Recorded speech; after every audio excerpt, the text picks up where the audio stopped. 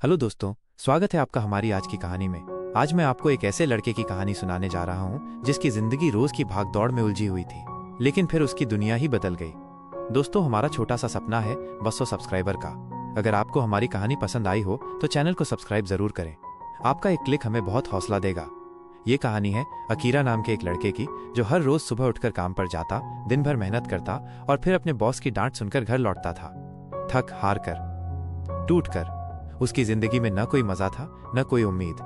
Akira की जिंदगी एक ऐसे चक्रव्यूह में फंस चुकी थी जहां से निकलना नामुमकिन लगने लगा था। लेकिन दोस्तों, जैसे जैसे हालात बदलते हैं वैसे ही कभी कभी जिंदगी भी बदल जाती है, और अकीरा की भी बदल गई, एक ज़ॉम्बी वायरस की वजह से। हाँ, एक दिन अचानक पूरे शहर में ज़ॉम्बी वायरस फैल गया। लोग एक दूसरे को काटने लगे और एक एक करके सब ज़ॉम्बी में बदलने लगे। और अब हम कहानी की शुरुआत में पहुंचते हैं। अकीरा के पीछे कई ज़ॉम्बी दौड़ रहे हैं, लेकिन मजे की बात यह थी कि इस खतरनाक हालात में भी अकीरा को बस एक ही बात की टेंशन थी। अगर ऑफिस लेट पहुंचा तो बॉस फिर से डांटेगा। अब कहानी 1 साल पीछे जाती है। उस दिन अकीरा बहुत खुश था क्योंकि उसे एक बड़ी प्रोडक्शन कंपनी में नौकरी मिली थी। पहले दिन ही वो चमकते चेहरे के साथ ऑफिस पहुंचा। वहीं उसकी मुलाकात होती है अपने सीनियर कसूकी से, जो बाद में उसका बॉस बनता है और काफी बदतमीज और खड़ूस इंसान भी निकलता है। ऑफिस में उसे एक प्यारी सी लड़की भी मिलती है और शाम को वेलकम पार्टी भी होती है। अकीरा को लगता है कि उसकी जिंदगी अब पटरी पर आ गई है, लेकिन पार्टी खत्म होते ही सब वापस ऑफिस आ जाते हैं और उसे पहले ही दिन ओवरटाइम करना पड़ता है। फिर रोज वही चक्कर चलता है, ओवरटाइम, डांट, तनाव। कुछ हफ्तों में ही अकीरा समझ जाता है कि ये नौकरी वैसी बिल्कुल नहीं है जैसी उसने सोची थी। उसका बॉस कसूकी उसे डराने धमकाने लगता है। काम का इतना दबाव हो जाता है कि अकीरा मानसिक रूप से थकने लगता है। एक रात वो अपने पुराने दोस्त केंचो से मिलता है। केंचो से सलाह देता है, नौकरी छोड़ दो और अपनी मर्जी से जिंदगी जियो। लेकिन अकीरा को उसकी बात बुरी लगती है। उसे जलन होने लगती है क्योंकि केंचो की जिंदगी बहुत अच्छी थी। उसकी गर्लफ्रेंड थी, आजादी थी, मस्ती थी। दोस्ती में दरार आ जाती है। अगले दिन अकीरा फिर से काम पर जाता है, लेकिन इस बार उसका मूड बहुत खराब था। तभी ऑफिस में एक लड़की उससे बात करती है और कहती है कि वो खुद भी खुश नहीं है, लेकिन वो जिंदगी जी रही है अपनी शर्तों पर। वो अकीरा को सोचने के लिए कहती है कि क्या वो सच में ऐसा जीवन जीना चाहता है। शाम को बॉस फिर डांटता है। अकीरा टूट जाता है। वो इतना थक गया था कि मरने तक का सोचने लगता है, और तभी उसके पीछे एक ज़ॉम्बी आ जाता है।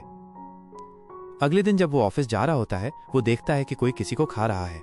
शहर में अफरा तफरी मच जाती है, और यही वो जगह है जहां से कहानी शुरू हुई थी। अकीरा ज़ॉम्बी से भाग रहा होता है और सोचता है कि अगर ऑफिस लेट हो गया तो क्या होगा, लेकिन अब खेल बदल चुका था। अकीरा एक छत पर पहुंचकर राहत की सांस लेता है। वो ऊपर से शहर को तबाह होते देखता है और पहली बार खुश होता है क्योंकि अब उसे ऑफिस नहीं जाना पड़ेगा। वो छत पर डांस करने लगता है। लेकिन मजे की बात यह थी कि इस खतरनाक हालात में भी अकीरा को सिर्फ एक ही चिंता सता रही थी, अगर मैं ऑफिस देर से पहुंचा तो बॉस मुझे जिंदा खा जाएगा। मतलब सोचिए, पूरी दुनिया तबाह हो रही थी और ये बंदा अब भी ऑफिस की सोच रहा था। अब यहां से कहानी फ्लैशबैक में जाती है पूरे 1 साल पीछे, जहां अकीरा बहुत ही खुश था। उसे एक बड़ी कंपनी में जॉब मिली थी। नया सूट, नई उम्मीदें, चमकता हुआ चेहरा। पहले दिन ऑफिस पहुंचा तो सब कुछ बहुत अच्छा लगा। वहां उसका बॉस था कसूकी, और यहीं एक लड़की भी मिली जिससे मिलकर अकीरा को अच्छा लगा।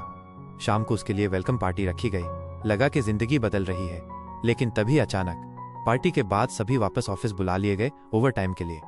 और वही ओवर टाइम अगले दिन, फिर अगले हफ्ते, फिर हर दिन की हकीकत बन गई। बॉस कसूकी अकीरा को डराता, दबाव डालता, हर रोज उसे नीचा दिखाता। अकीरा धीरे धीरे टूटने लगा था। एक रात वो अपने पुराने दोस्त केचो से मिला। केचो मस्त था, अच्छी गर्लफ्रेंड, अच्छा लाइफस्टाइल। उसने अकीरा को सलाह दी, नौकरी छोड़ दे, अपनी मर्जी से जीना सीख। लेकिन अकीरा को ये बात बिल्कुल नहीं भाई। उसे जलन होने लगी केचो की जिंदगी से, और बात बात में झगड़ा हो गया। अगले दिन ऑफिस में अकीरा का मूड और भी खराब था। तभी एक लड़की उसे देखकर मुस्कुराई और बोली, अपनी लाइफ के फैसले खुद लो, वरना हमेशा दूसरों के हिसाब से जीते रहोगे। ये सुनकर अकीरा कुछ पल के लिए सोच में पड़ गया। लेकिन फिर वही बॉस, वही डांट, वही ओवरटाइम, सब कुछ पहले जैसा। वो रात को घर लौट रहा था और पहली बार जिंदगी से हार मान चुका था। मरने का ख्याल उसके दिल में आ चुका था, और तभी पीछे से एक आदमी आता है। वो आदमी एक ज़ॉम्बी था। अगले दिन जब अकीरा ऑफिस के लिए निकला, उसने देखा एक इंसान दूसरे को खा रहा था। ये क्या हो रहा है? वो भागा, पीछे ज़ॉम्बीज, ऊपर छत पर पहुंच गया। और अब कहानी वहीं आ जाती है जहां से शुरू हुई थी। छत से उसने देखा पूरा शहर तबाह हो चुका था, लेकिन अब उसे कोई डर नहीं था क्योंकि अब उसे ऑफिस नहीं जाना था। अकीरा खुशी से नाचने लगा, और यहीं से उसकी नई जिंदगी शुरू होती है। अब अकीरा के पास वक्त था, खुद के लिए। वो बनाता है एक बकेट लिस्ट जिन कामों को वो जिंदगी भर करना चाहता था।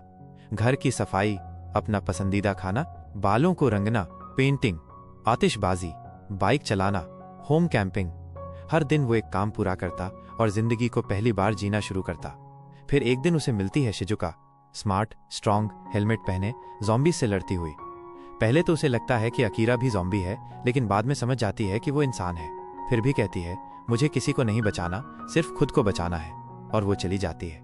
अकीरा फिर अकेला हो जाता है, लेकिन अब उसे याद आता है उसका दोस्त केचो। वो उससे माफी मांगने का सोचता है। फोन करता है तो पता चलता है कि केचो एक होटल में फंसा हुआ है। अकीरा बाइक पर निकल पड़ता है अपने दोस्त को बचाने। संगीत बजाकर ज़ॉम्बीज को दूर करता है, केचो को ढूंढ निकालता है, माफी मांगता है और दोनों की दोस्ती फिर से जुड़ जाती है। अब दोनों की नजर है मरीन पैराडाइज एक्वेरियम पर। क्यों? क्योंकि वहां एक डाइविंग सूट है जो ज़ॉम्बी बाइट से बचा सकता है।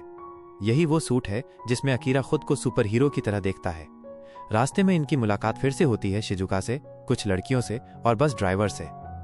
लेकिन एक के बाद एक हमला होता है। ड्राइवर काटा जाता है, दोनों लड़कियां ज़ॉम्बी बनती हैं। शिजुका पर हमला होता है। अकीरा और केचो उसे बचाते हैं। अब शिजुका भी इनके साथ निकल पड़ती है एक्वेरियम की ओर। रास्ते में तीनों खूब मस्ती करते हैं, camping, paragliding, hot springs. Shizuka अब अकीरा के करीब आ रही थी, लेकिन जैसे ही ये एक्वेरियम पहुंचते हैं, उनका सामना होता है कसुकी से, वही पुराना बॉस जिसने अब इस एक्वेरियम को एक जेल बना दिया था। हर कोई यहां उसकी मर्जी से काम कर रहा था, यहां तक कि वो प्रेग्नेंट लेडी भी जो पहले उसी बिल्डिंग में थी। केचो और शिजुका को भी कसुकी ने मजदूर बना दिया था। अकीरा यहां फिर से उसी दुनिया में आ गया था जिससे वो भागा था, लेकिन अब की बार वो बदल चुका था। उसे अपनी बकेट लिस्ट पूरी करनी थी। कसुकी ने जब वो लिस्ट छीनी और फाड़ने लगा, शिजुका ने अकीरा को समझाया, हम तुम्हें खुद को खोने नहीं देंगे। तभी हमला हो गया। ज़ॉम्बीज अंदर घुस आए और साथ में आई थी ज़ॉम्बी शार्क। हाँ, शार्क, जो अब इंसानों को खा रही थी। शार्क की आंखें सुर्ख थीं, पैरों से चल रही थी और वो सबको एक एक कर खा रही थी। अकीरा ने वो डाइविंग सूट पहना और सुपर हीरो बन गया। वो कसुकी को बचाने गया, शार्क से भिड़ा। कसुकी अब भी अपनी जान बचाने में लगा था। केचो बुलडोजर लाकर शार्क पर चढ़ा देता है। शिजुका म्यूजिक बजाकर ज़ॉम्बी को दूर करती है। और तब अकीरा शार्क की नाक पर बैटरी से बना मुक्का मारता है। शार्क खत्म, सब बच जाते हैं। कसुकी अब सिर्फ एक डरपोक था और शार्क उसे उड़ा ले जाती है। अब सब आजाद थे। केचो, शिजुका और अकीरा गाड़ी में निकलते हैं अपनी बकेट लिस्ट पूरी करने। केचो कॉमेडियन बनना चाहता है, शिजुका डॉक्टर बनकर लोगों की जान बचाना, और अकीरा अब वो जिंदगी को पूरी तरह जीना चाहता है।